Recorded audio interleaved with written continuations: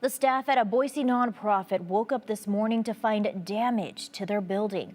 News Channel 7's Hector Mendoza explains what happened earlier this morning. Hector, walk us through what happened. Well, Shira, the Boise Bicycle Project building on South Lusk Street had a truck run into their building at around 2:45 in the morning.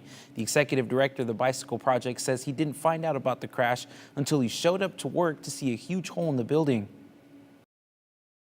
It's a hole that's about my wingspan, punched in. The lower brick wall is kind of leaning this way. All the glass has been broken out. Something Devin Mccomas, the executive director for the Boise Bicycle Project, was not ready for. When I rode my bicycle up this morning, I was thinking about all the work we have to do today, and it was sort of a sinking feeling.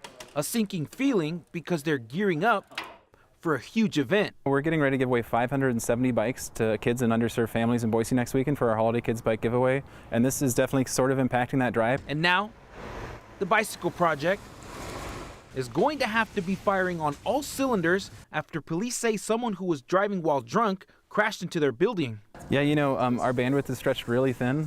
Most of our crew is working a 10 or 12-hour day already. And so it probably means that there's some longer hours for some of our crew to try and make sure that this is safe, to make sure that we can function and we can serve the need of the community today and tomorrow, and then also that we can put on the best event we've ever done on the 16th. The goal of the Bicycle Project is to help advocate for safer streets for cyclists and pedestrians. Mccomas says this DUI-related crash is a perfect example of why their organization is needed. It's also illustrating why it's so important for us to advocate for safe streets for all users. This is an example of why we need safe streets and better traffic infrastructure and enforcement along our streets to make sure that if you're riding a bike or a pedestrian that you're protected.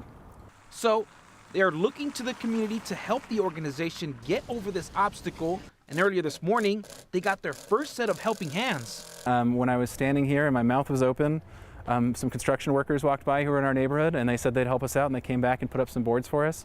And that's just a great example of the kind of community we live in. It's a community where construction workers will help you cover the gaping hole in your business.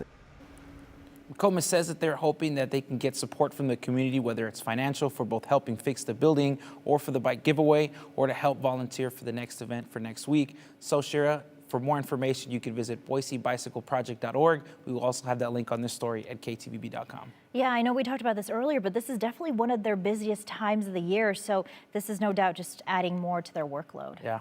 All right. Thanks, Hector.